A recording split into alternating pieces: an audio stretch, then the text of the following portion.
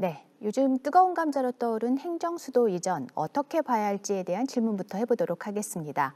야권에서는 이 부동산 실정을 덮기 위한 국면 전환용이라고 그렇게 맹비난하고 있습니다.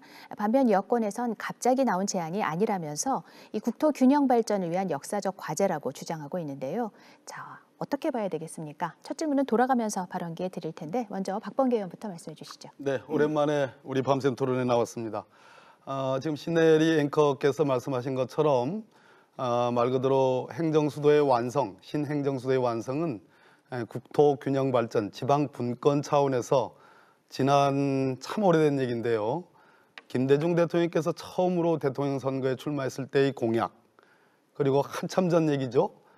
박정희 대통령이 집권 기간 중에 준비했던 내용들, 그리고 2002년, 2003년, 2004년에 노무현 대통령께서 공약으로 내걸고 신행정수도 이전 특별법을 만들었습니다. 그리고 국회의 여야 합의를 통해서 통과됐습니다.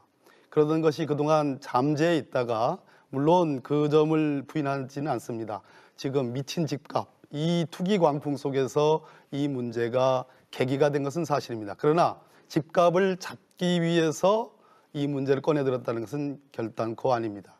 대한민국이 수도권 일극 체제, 그 과밀화, 서울공화국으로서는 서울 시민도 불행하고 지방민들은 더더욱 불행합니다. 그것을 마치기 위해서 반드시 행정수도의 완성이 필요하고, 그런 걸 통해서 오히려 수도권이, 서울이 더 세계적인 글로벌 경제수도로 날 수 있다라는 그러한 고려 차원에서 이 문제가 제기된 거라고 그렇게 말씀을 드리겠습니다. 네, 홍문표 의원도 말씀해 주시죠. 네, 수도 서울 천도를 옮기는 문제는 준비되지 않고 옮기는 것은 국가의 불행입니다. 저는 지금 이렇게 어설프게 그리고 내내 16년 동안 가만히 있다가 또 헌재에서 우연 결과가 나왔는데도 불구하고 어느 날 갑자기 이 문제를 꺼내는 것은 저는 국면 전환용이다. 또 좀 저속하게 얘기를 하면은 이건 꼼수다, 이렇게 얘기를 합니다. 그 이유인즉 여러분이 아시는 바와 같이 부동산, 아까 우리 박범계 의원이 말씀대로 부동산이 천정부지로 지금 늘뛰고 있습니다. 그 왜 그렇습니까? 22번을 이 문재인 정부가 내놓은 부동산 정책이 실패한 결과입니다. 그냥 지금 잘못된 게 아니지 않습니까? 그때 정책을 내놨건만은 결국은 실패한 것입니다. 그래서 오늘 이 차고책을 내놓은 것이고, 또 하나는 얼마 전에 이 고인이 되신 우리 박원순 시장이나 또 오거돈 시장, 또 안희정 지사, 이분들이 권력형 성추행으로 인해서 국민 정서가 좋지 않습니다.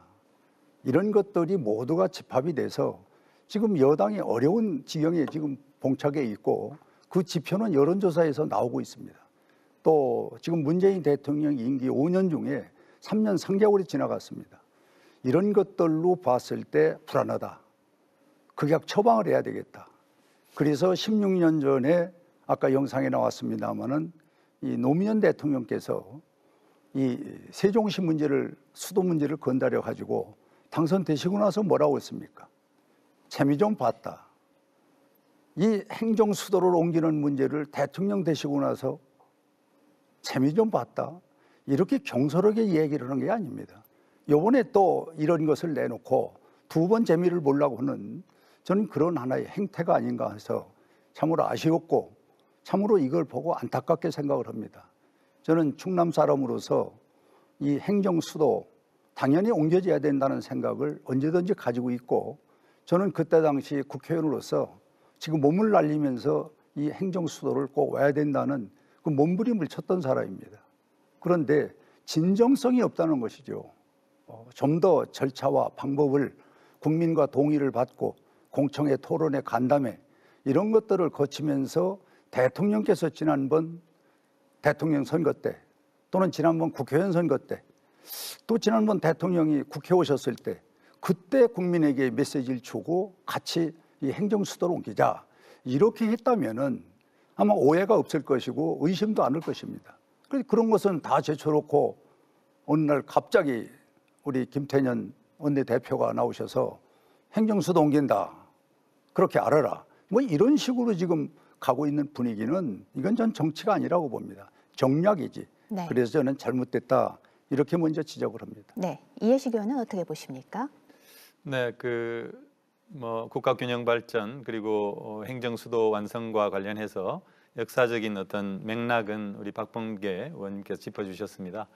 홍문표 의원님께서 부동산 관련 말씀을 주셨는데 사실 뭐 부동산 특히 서울 수도권의 부동산 앙등 문제 이건 뭐 어제 오늘의 얘기가 아니고 사실 근래 보면은 2014년도 박근혜 정권 때 소위 강남 특혜 3법이라고 하는 부동산 3법을 통과하면서 그러니까 초과 이익 환수를 3년 유예 한다든지 분양가 상한제를 폐지를 한다든지 조합원이 분양권을 세 채를 가질 수 있도록 한다든지 이런 조치를 했죠. 물론 2014년은 사실은 굉장히 중요한 해였다고 생각이 됩니다. 2008년도 글로벌 금융위기 이후에 사실은 양적 완화 정책을 써서 경기를 되살리고자 하는 그런 노력들이 있었는데 2014년경에 와서 사실은 거의 마무리가 됐고 그때는 부동산 시장 안정을 위해서 어떤 적정한 규제 정책이 필요했던 때인데 굉장히 시장 자율에 맡기면서 너무도 턱없이 그렇게 규제를 푸는 바람에 거품이 끼기 시작했고 문재인 정부 집권 초기부터 부동산 값이 들썩이면서 사실 최근까지 문재인 정부가 굉장히 부동산을 잘 막아갖고 선방을 했습니다마는 지난 12.16 대책 이후에 후속 입법 처리를 잘 하지 못하고 특히 20대 국회 때 우리가 보지 않았습니까? 어떤 입법을 해도 계속 국회에서 통과가 안 되니까 계속 우리 이 전신자유한국당에서 미래통합당 전신자유한국당 의원님들이 계속 반대하고 지지부진하게 되다가 그냥 폐기되고 말았단 말이죠. 그래서 이 부동산 문제에 대해서만 해도 이번에 우리 민주당에서 다소 조금 무리가 있다는 것을 알매도 불구하고 그동안 이 전월세 3법 같은 경우는 오랜 기간 논의해 왔기 때문에 이 전월세 시장 안정, 부동산 시장 안정을 위해서 불가피하게 그렇게 신속하게 처리를 하게 됐던 거죠. 저는 뭐 결론적으로 이런 부동산 문제의 근본적인 원인이 뭔가 그것은 그야말로 수도권 초과밀 문제 때문에 있는 겁니다. 사실은 부동산 문제는 수도권 문제입니다. 서울 문제이기도 하고요. 50%가 넘는 서울 시민들이 집을 가지고 있지 못하고 그분들이 늘 전세값 인상 때문에 이렇게 마음을 졸여야 되고 그런 상황이 있지 않습니까? 그리고 우리 서울 수도권에서 나타나는 문제가 대한민국에서 나타나는 모든 문제의 근원입니다. 뭐 어떤 교육 문제라든지 어떤 삶의 질 문제라든지 격차 문제, 경제 격차, 소득 격차, 건강 격차 모든 불평등과 양극화의 근원이 사실은 이런 수도권의 초과밀 이것 때문에 있는 거거든요. 그래서 이것은 정말 망국의 어떤 문제다. 이런 것을 언제 문제 제기하면 어떻습니까? 이번에 문제 제기해서 그야말로 여야가 합의를 해서 단일한 안을 만들고 정말 백년지 대계를 위해서 이 문제만큼은 꼭 해결해야 되겠다. 그런 차원에서 이번에 이런 수도권 행정수도 완성이라는 그런 이슈를 꺼내 들었다 이렇게 말씀드릴 수 있겠습니다. 네, 송석준 의원 말씀도 들어보죠. 예, 존경하는 우리 박범계 의원님께서 이번에 행정수도 이전에 관한 것은 결코 집값 잡기 그런 일환은 아니다 이렇게 말씀하셨죠. 예, 그렇게 말씀하셨다면 다행입니다. 근데 지금 우리 당에서도 많은 의구심을 갖고 있는 것이 최근에 우리 대한민국 이렇게 집값 문제가 이렇게 심각하게 온 국민의 걱정거리로 근심거리로 이렇게 등장하는 적이 없었을 겁니다. 이렇게 심각한 집값 폭등 문제 거기다가 또 이제 전월세 우리 3법을 도입하면서 전월세 시장까지 정부가 직접적으로 개입하고 간섭한다고 하면서 지금 전월세 시장이 부글부글거리고 있습니다. 대한민국의 새로운 어떤 주택 문화로 주택 시장에 내 집 마련을 위한 사다리 이런 형태로 전세 제도가 우리 아주 한국 주택 시장의 아주 독특한 제도인데 그것을 활용해서 내 집 마련을 위한 디딤돌 역할도 하고 또 나름대로의 자산을 이렇게 불려나갈 수 있는 그런 어떤 수단으로 등장했던 전세 제도가 이제 씨가 마르게 됐다. 이런 우려가 어제 우리 국회 본회의장에서도 우리 의원님에서도 그런 지장도 있었지만 지금 상당히 우리 대한민국이 좀 혼란의 도가니에 빠져 있습니다. 지금 집값을 넘어서 작은 전세 월세까지도 이 혼란의 도가니에 빠져 있는데 이 문제 어떻게 해결할 겁니까? 정부가 해결한다고 대책을 내놓은 대책이 나올 때마다 혼란의 도가니입니다. 22번째 대책이 발표됐고 이번에 이제 23번째가 나오게 되면은 지금 집값 폭등을 넘어서 전월세 시장까지 갈등, 혼란, 정말 이거 앞이 안 보입니다. 이렇게 불을 질러 놓고 지금 어디로 가시려고 합니까? 세종시로 가시려고요? 저는 세종시 제가 공직생활하면서 첫 그 부처 이전에 첫 공직자로 세종시 생활을 해봤습니다. 또 그곳의 문제도 많이 알고 있습니다. 당연히 국가의 고유 그 역할 중에 하나는 국토의 균형 발전입니다. 우리 역대 정부가 거기에 가장 많은 심려를 기울여 왔고요. 특히 과거 우리 박정희 대통령 시절에 그 많은 반대를 무릅쓰고 경부 고속도로를 만들므로 해서 지방 도시의 활로가 열렸습니다. 그리고 지방에 다양한 산업, 신도시를 만들므로 해서 국토의 균형 발전의 기초가 이루어졌습니다. 우리가 과거에 성공적인 모델이 굉장히 많습니다. 예, 그리고 근자에 와서도 노무현 정부에서도 어떤 새로운 행정수도 이전을 통해서 지역균형 발전을 도모한 것은 나름대로 의미가 있다고 보입니다. 그래서 우리가 이왕이면은 어떻게 하면 국토균형 발전을 제대로 이뤄낼 수 있느냐, 그것을 사실은 종합적으로 검토를 해야 됩니다. 특히 그 혁신도시 이름으로 충청도뿐만 아니라 이제 각 경상도, 전라도, 강원도까지 골고루 발전 대안을 우리가 같이 모색을 해야 됩니다. 그리고 또 우리 수도 문제는 또 남북 관계 개선에 지금 획기적인 변화를 우리는 기대하고 노력을 하고 있습니다. 바로 이런 남북 관계의 변화, 그리고 여러 가지 우리 어느 한 지방만이 아니라 전국적인 국토의 균형 발전이라는 시각에서 심각하게 논의해야 될 그런 전략들을 지금 수도권에 이렇게 집값 문제 또 전월세 문제로 불이 나 있는데 그거 끌 생각은 안 하고 우리가 뭔가 또 다른 수도 이전을 하자. 이것은 지금 존경하는 우리 홍문표 의원님께서 지적하신 대로 뭔가 이렇게 지금 이 문제를 흐리기, 뭔가 이렇게 국면 전환하기 이런 게 아닌가 그런 우려를 갖고 있습니다. 네. 이 정부의 부동산 대책에 대한 토론은 저희가 후반부에 좀 더 네, 자세히 해보기로 그러시죠. 하고 전반부에서는 행정수도 이전 문제에 좀 더 집중해서 얘기를 해보면 어떨까 합니다. 네 분이 돌아가면서 말씀 주셨는데 반론하고 싶은 사안이 있을 것 같아요. 네.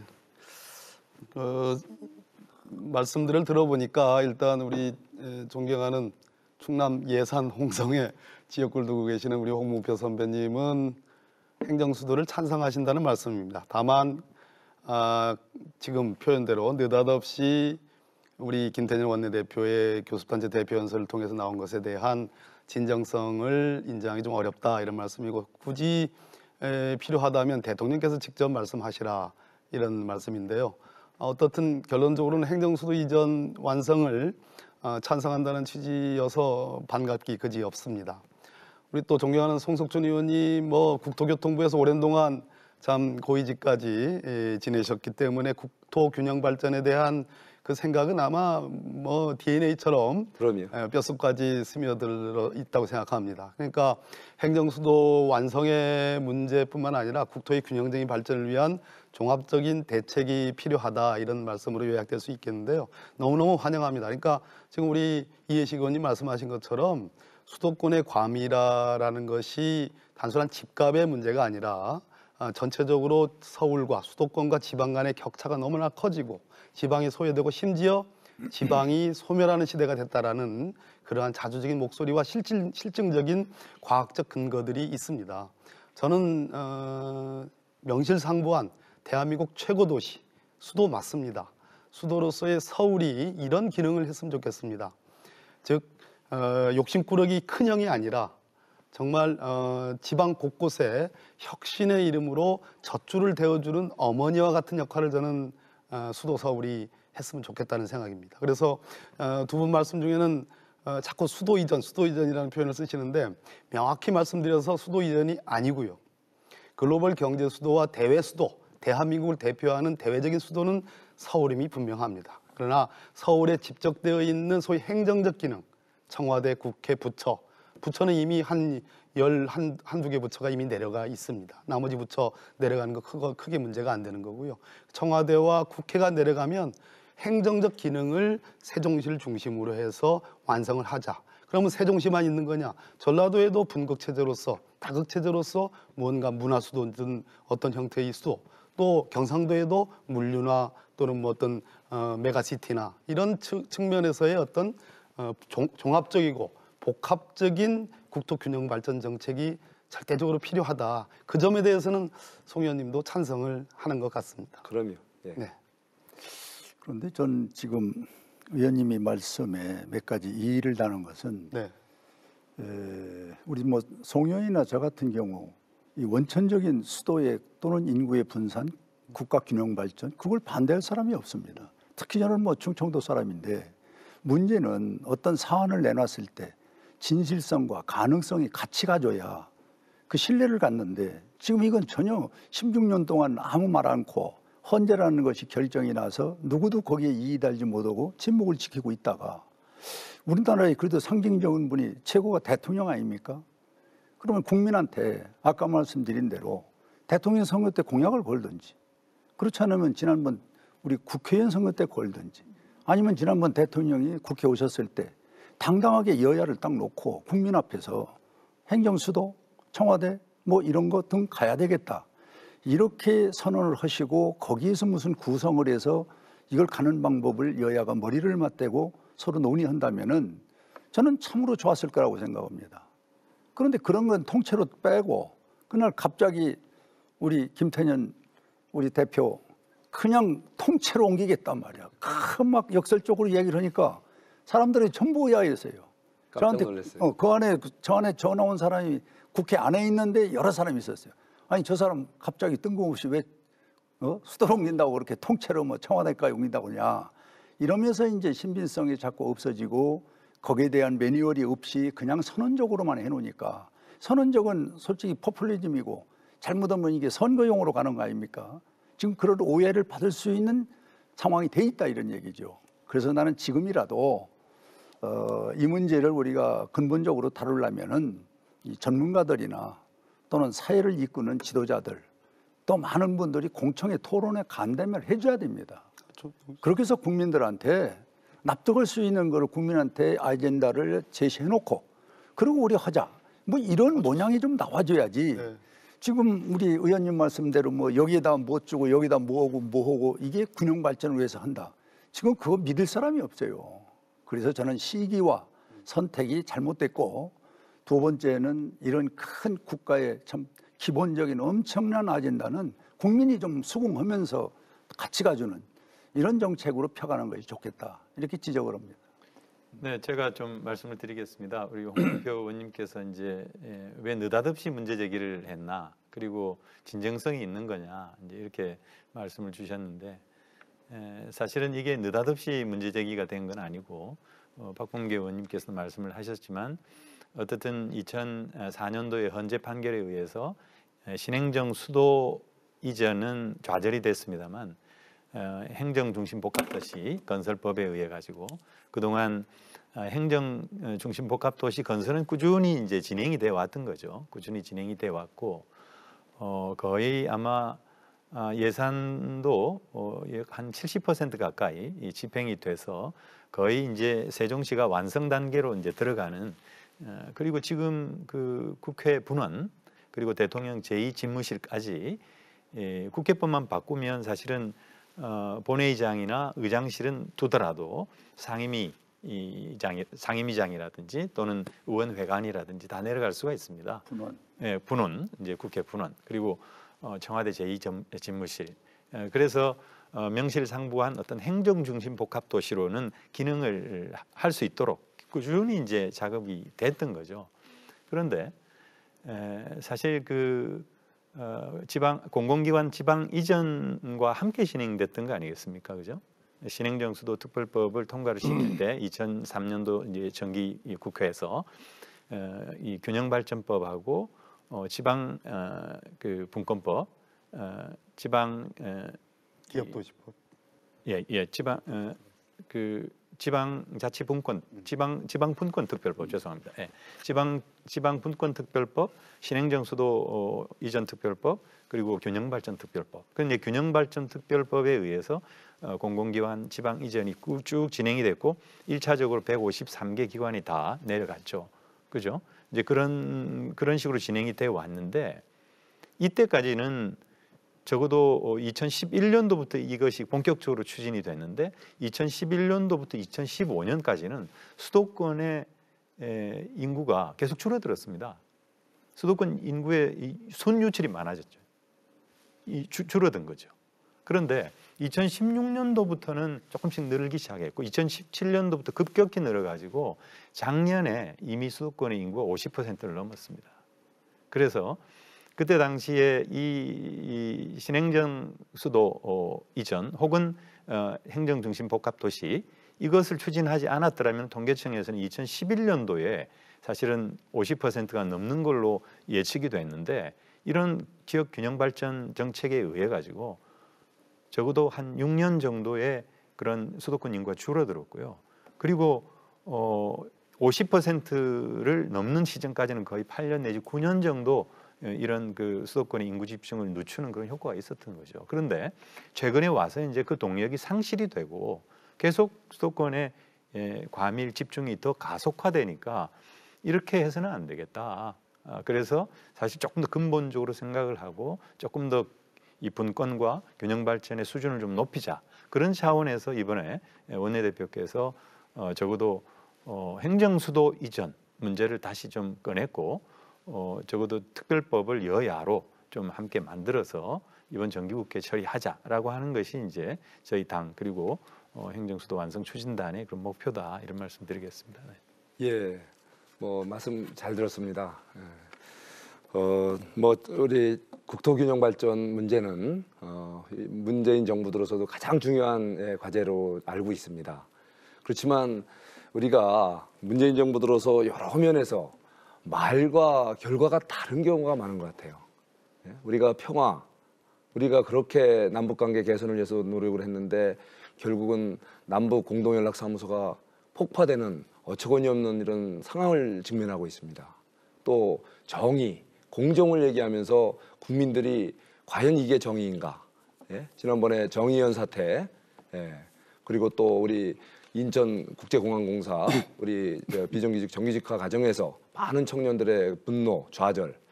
저는 특히 그런 데서도 이 문재인 정부의 말과 결과가 다르다는 거 국민들이 상당히 요새 실망감이 아주 커지고 있습니다. 이미 문재인 정부가 출범한 지가 3년이 넘었습니다. 이제는 과거 탓, 남 탓할 때가 아닙니다. 3년이면 충분히 정부가 갖고 있는 고유 권한을 갖고서 얼마든지 세상을 바꿀 수가 있었고 바꿨어야 한다고 생각합니다. 그렇지만 결과는 참혹합니다. 가장 심각한 것이 저는 바로 이 주택시장 문제, 민생의 가장 중요한 영역이죠. 또 국토균형 발전 문제가 아닌가 싶습니다. 저는 그 바로 문재인 정부 3년여의 그 성과를 한번 수치로 간단하게 한번 좀 같이 살펴보겠습니다. 예, 이게 사실은 집값 문제 갖고 이렇게 논하려고 만든 편인데 우리 그 국토부 장관 김현미 장관이 좋아하는 바로 이 한국감정원이 만든 이 통계입니다. 예, 주택 가격 변동률 우리 문재인 정부 들어서 14.15%밖에 안 올랐다. 예, 그 중기 가격으로 하면은 한 57%. 사실 국민들이 느끼는 문재인 정부 들어 3년여의 그 집값 폭등 현상은 이 정도인데 실제 요거를 강조를 해서 제가 요거만 갖고 얘기를 말씀드리겠습니다. 지금 문재인 정부 들어서 서울 아파트 가격 이게 변동률이 14.15%로 역대 정부랑 한번 비교해 볼까요? 박근혜 정부보다 높아졌죠. 특히 그 이명박 정부 때는 서울 지역 아파트 가격이 마이너스를 기록했습니다. 굉장히 이명박 정부가 문제가 많다라는 지적들이 많았어요. 4대강 사업서부터 이명박 정부의 모든 정책이 문제덩어리라고 했는데 집값 문제만 봤을 때 정말 얼마나 이게 물론 그런 국제 경제 환경도 있지만 이 정도까지는 아니죠. 그 당시는 이명박 정부 때는 과감한 공급 정책을 했습니다. 그 민간 사업자들이 상당히 화가 날 정도로 정부가 값이 싼 땅을 활용해서 굉장히 그 싼 서민용 주택을 대량 공급했죠. 그것이 바로 서울 지역 아파트 가격을 이렇게 마이너스로 보일 정도로 낮췄던 겁니다. 세상은 이렇게 과감한 공급 정책을 펴면 주택 가격이든 전월세 시장이든 안정화가 됩니다. 이걸 보여줬고요. 지금 하나 제가 요 수치를 한번 말씀드리고 싶습니다. 이 문재인 정부 들어서 전국 아파트 가격 변동률 1.71%입니다. 이명박 정부 7.91%, 박근혜 정부 9.76%예요. 자, 이건 뭘 말해줍니까? 서울 지역 가격이 아파트 가격이 폭락하는 하는 그런 상황에서도 전국 아파트 가격은 7.9% 상승을 했습니다. 다시 말해서 그 당시에 과감한 지역 균형 발전이 효과를 봤다는 거죠. 이 집값은 바로 지역의 그 경제의 어떤 그 활성화 정도를 대변해 주지 않습니까? 자, 이 수치를 어떻게 보시겠습니까? 과거 정부 탓하면서 과거 정부 욕하지만 바로 전국 아파트 가격 변동률과 이 서울 지역 아파트 가격 변동률 차이가 이 문재인 정부 들어서 현저하게 이렇게 오히려 이 이명박 정부하고 비교하면 비교할 수 없을 정도로 반대로 바로 지역 균형 발전도 더 악화시키고 서울 지역 아파트 문제를 훨씬 더 심하게 시켰다는 거죠. 이 참혹한 결과에 대해서 문재인 정부의 우리 정책 담당자들은 사과 한마디 안 합니다. 예? 김현미 국토부 장관 계속 우리 경실련 같은 시민단체에서 집값이 57% 이렇게 많이 올랐다고 하는데 계속 이 14.15% 주장하면서 많이 안 올랐다. 주택 공급 충분하다 이렇게 말씀하세요. 네. 이렇게 반성 안 하지 않는 네. 정부의 의원님, 태도는 부동산 국민들을 화나게 할 뿐입니다. 네, 부동산 그건- 대책에 대한 토론은 저희가 후반부에 가서 얘기를 할 그거는 이제 건데요. 지역균형 발전과 관련됐기 때문에 네. 제가 좀 그에 대해서 그럼 아니, 반론을 그러니까, 네, 반론을 예. 하시고 네, 다음으로 네, 넘어가겠습니다. 아니 그 네. 행정수도와 관련해서 조금 이제 토론을 하고 싶은데 이제 부동산 문제를 또 제기하셨는데 이제 그것과 관련해 좀 말씀드릴게요. 그 제가 말씀드렸습니다마는 이명박 정부 시기에 이 글로벌 금융위기가 있었지 않습니까? 2009년도부터 사실은 2008년 말에 그게 생겼고 2009년, 2010년, 2011년까지 계속 예산 조기 집행 같은 걸 하면서 양적 완화 정책을 썼습니다. 그때 당시 경기를 살리기 위해서 온갖 노력을 다했죠. 집값이 떨어지는 건 당연합니다. 어떤 그런 균형 발전 정책을 잘 써서 그런 게 아니고 그리고 문재인 정부 들어와서 아까 지표로 제시한 거 예. 그게 바로 이 수도권 초과밀이 계속 악화해 왔고 아까 제가 말씀드렸죠. 지방 그 공공기관 지방 이전 그리고 세종시 행정중심 복합도시 사업이라든지 이런 것들이 효과를 발휘하던 때가 바로 이명박 정권 당시였습니다. 2011년부터니까요. 2011년, 2012년 굉장히 그런 효과가 발휘하던 때였어요. 근데 박근혜 정부 지나고 나서 문재인 정부 들어와 가지고 계속 수도권 과밀이 집중되고 특히 2017년부터 인구가 더 늘어났고 수도권 초과밀 상태에서 아파트 값이 서울 수도권에서 그렇게 많이 오른 거죠. 전국 아파트 값은 특히 이 경남이라든지 전남이라든지 이런 데는 미분양되는 아파트도 많지 않습니까? 이 아파트 값의 폭등 문제는 순전히 수도권 문제가 돼버린 거거든요. 그래서 저런 지수의 차이가 나타난 거고요. 그리고 아파트 가격과 관련해서 말씀드렸는데 아까 중위값 자꾸 말씀을 하시는데 중위값은 특히 서울 같은 경우는 우리 강동구의 재건축이 지금 거의 한 3만 5천 세대 이상 진행되고 있습니다. 서울의 낡은 아파트를 새로운 어떤 고급 아파트로 만드는 그런 일들이 굉장히 많이 활성화되어 있기 때문에 값싼 아파트는 없어지고 고가의 아파트만 서울에 늘어나는 거죠. 그러니까 중위값 자체의 표준자수가 높아지는 겁니다. 그러니까 57%라고 하는 게 나오는 건데 집값이라고 하는 것은 전국을 대상으로 해야죠. 그렇다면은 14% 그리고 특히 그 전국 집값 아파트하고 일반 주택까지 하면은 11%거든요. 그러니까 저는 이 57%는 이 아파트 값을 과잉 대표할 수가 있다. 이제 그런 점을 좀 감안해야 제가 네. 조금만 더 보충을 드릴게요. 이게 이렇게 말씀드리면 설득력이 좀 있을는지 모르겠습니다. 그러니까 규제의 효과는 확실히 보수 정권이 받는 것 같아요. 종부세가 가장 크게 문제가 됐을 때가 이제 노무현 대통령 참여정부 말기지 않습니까? 또 이명박 정부 때는 그 유동성을 대부분은 강바닥에 많이 투입을 했죠. 또 공급 물량을 대폭 늘린 것도 하나의 좋은 아파트 값을 잡는 이유이기도 하겠습니다.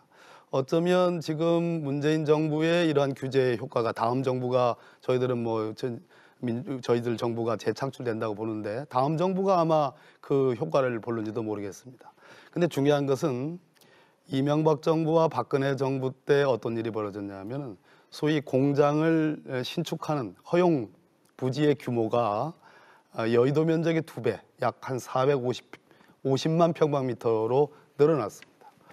수도권에서 지역으로 천안으로 당진이라 이런 쪽으로 내려오던 기업들이 유턴하기 시작했습니다. 그러니까 수도권 과밀은 우리 이해식 의원님 말씀한 것처럼 더 강화가 됐습니다. 서울 인구가 아까 말씀하신 것처럼 급속도로 확 늘어났는데 당초 혁신도시 소위 시즌1 해가지고 공공기관 이전이 없었다면 서울의 50% 넘는 것이 훨씬 당겨졌을 겁니다. 2011년도로 당겨졌을 겁니다. 근데 그런 공공기관 이전과 같은 국가균형발전 정책이 효과를 발휘하면서 한참 늦어진 겁니다. 한 7, 8년 정도 늦어진 겁니다. 그런 차원에서 지금 행정수도의 완성을 얘기하는데 자, 서울의 인구가 50%가 넘었습니다. 수도권 인구가. 더 중요한 것은 생산 가능 인구와 청년 인구가 50%가 넘었습니다. 대기업 본사, 100대 대기업 본사의 91%가 수도권에 소재합니다. 더 중요한 것은 그것은 기존의 산업 생태계라고 칩시다. 근데 혁신 지수로 얘기할 때, 즉 벤처기업과 같은 앞으로의 대한민국의 혁신 성장을 이끌어 나갈 벤처기업도 73%가 수도권에 다 소재합니다. 제가 오늘 우리 추진단 회의에서 행정수도의 완성이라는 것이 궁극적으로는 서울의 혜택으로 돌아갈 것이다 한 얘기는 결국은 행정수도를 완성하게 되면 지방의 분국체제, 다극체제로 하게 되면 지방의 분노나 절망이나 소외감이 어느 정도 해소가 되는 겁니다. 그렇게 될 때 그동안 묶여있던 서울의 규제, 수도권의 규제라는 거, 그린벨트를 풀자는 것이 아닙니다. 소위 혁신성장과 관련된 각종 규제들이 풀릴 수 있는 단초가 마련됩니다. 근데 단기적으로 놓고 보면 서울의 모든 것이 금융과 자본과 기업과 심지어 벤처기업과 인구와 생산 가능 인구와 청년 인구와 모든 것이 다 있는 이 수도권의 규제 혁신이 최고의 수혜가 결국은 서울이 보게 되는 겁니다. 그런 측면에서 지금 아파트값만 지금 말씀을 하시는데 아파트값 말고의 여러 가지 과밀화로 인한 여러 가지 부작용들은 지금 말씀 안 하시는 겁니다. 그랬을 때 저희들은 물론 아파트값 잡아야 되고 투기 광풍 잡아야 됩니다. 심지어 30년 동안 직장에 근무해가지고 퇴직한 그 사람이 받는 퇴직금과 1, 2년 차에 어떤 갭 투자로 얻는 이익이 더 많다라는 이 정말 미친 집값 당연히 잡아야 되겠습니다. 근데 지금 현재 이슈는 전체적인 대한민국의 수도권 국민만 1등 국민이 아니고 지방도 1등 국민이라는, 그래서 동등하게 잘 발전할 수 있는 가능성을 분극적인 다극적인 이 행정수도의 완성으로 일단 단초를 풀자라는 그런 차원의 말씀을 좀 드립니다. 홍 의원께 발언 기회 드리고 나서 다음번 논제로 근데 넘어가겠습니다. 이렇게 강론으로 얘기하다 보면은 밤새도 전 결론이 안 나오리라고 보고, 우리 송 의원이 역시 행정부에서 오래 있다가 또 우리 주택 문제, 토지 문제를 전담하시니까 상당히 신빙성이 있네요. 들어보니까 어떻습니까? 아니, 같은 편이라 신빙성이 아니요, 내가 객관적으로 들어보려고 애를 쓰는데 아주 신빙성이 있어요. 아주 준비를 많이 하셨고, 저는 되풀이된 얘기인데 이걸 자꾸 과거로 돌리면 안 됩니다. 그러면 풀리질 않아요. 남의 탓 아닙니까, 과거가? 그렇게 되면 안 됩니다. 지금 여러분들이 더 잘 아시겠지만 DJ 김대중 대통령 때 이 김정일이를 만났을 때 첫 얘기가 뭡니까? 남북 통일해서 수도를 서울로 하자고 그러니까 동의했어요. 이런 역사적인 거를 반추에 내놓으면 뭐라고 답변하시겠어요? 그래서 난 과거를 여기다 내놓고 오늘 나의 잘못을 자꾸 타드는 거는 오늘 토론에 나는 의미가 없다고 봅니다. 그래서 아까 제가 제안한 대로 격식도 안 맞고 시기도 안 맞고 찬스도 안 맞고 그냥 엉겁길에 그냥 여론은 나쁘지 해서 꺼내놨다 하더라도 이 문제는 우리가 역사적으로 풀고 가야 할 거라고 난 보는 거예요. 그렇다면 대통령이 이 문제를 직접 거론을 해야 되는 겁니다. 네. 그때 국민이 동의를 해줘야 돼요. 그래서 공청회나 대토론회를 지역별로 할 수 있잖아요. 어떻게 세종 오고 우리 충남 서울 사람만 이게 문제입니까? 수도를 옮기는데 대한민국 국민에 다 해당되는 문제지. 그래서는 국민의 동의를 받는 방법을 지금이라도 찾아야 된다. 알겠습니다. 그런 얘기고, 마지막으로 하나는 서울 지금 청와대와 국회를 옮겨서 수도를 옮긴다. 이 서울은 600년 전통이 있는 도시이기 때문에 세계적인 도시로 키울 수 있는 방법을 모색을 해야 돼요. 정치, 역사, 뭐 경제 다 여기 있고 그 다음에 이제 우리가 행정이라는 부분을 떼서 지금 수도를 만들자고 하는 부분은 예. 자족도시를 만들어줘야 됩니다. 세종이 자족도시, 자족이 안 되면요 아무 의미가 없어요. 지금 우리 박 의원이 옆 동네고 저도 옆 동네이기 때문에 아는데 제가 자주 세종을 갑니다마는 공무원들이 갑자기 많이 늘었잖아요. 네. 거기 유아 아이들이 놀 공간이 없습니다. 공간은 많이 있죠. 아니죠. 제가 뭐 그저께도 제가 뭐 거기 집안 무슨 잔치가 있어 갔는데 이 유아실이 없어요. 아직 인프라가 다 안 갖춰. 그렇습니다. 인프라가 안 갖춰져 있고 그런데다가 여기다가 또 뭐를 갖다 놓는데가 그 지역민들은 있는 거나 잘해달라는 겁니다. 지금. 여기 있는 거나 잘해달라. 어떻게 제가 듣는 얘기가 그게 밑바닥의 정반대시네요. 현실이에요. 그래서 저는 자꾸 이렇게 우리가 강론으로 들어가서 내탓 하면은 오늘 토론에 난 의미가 없다고 생각하고 그래도 조그마한 걸 뭘 좀 건져내야 할 거 아니에요. 그러려면은 좀 새로운 걸 놓고 우리가 공감을 갖는 토론이 난 좋다고 보는 겁니다. 네, 지금 홍문표 의원도 말씀하셨지만 그 미래통합당 역시 이 국토 균형 발전이나 행정수도 이전에 대해서 뭐 전적으로 반대하는 그런 것은 아닌 것 같고 지금 꺼낸 시기라든가 아니면 방법에 문제가 있다는 얘기를 이제 계속 지적을 하셨거든요. 분원 같은 네. 것은 우리가 네. 공식적 발표는 안 했지만 많은 분들이 네. 분원 정도 아까 말씀하신 이해석 의원님 그건 우리가 검토해 볼 수가 네, 있다. 네, 네. 이렇게 긍정적으로 하는 겁니다. 네, 그렇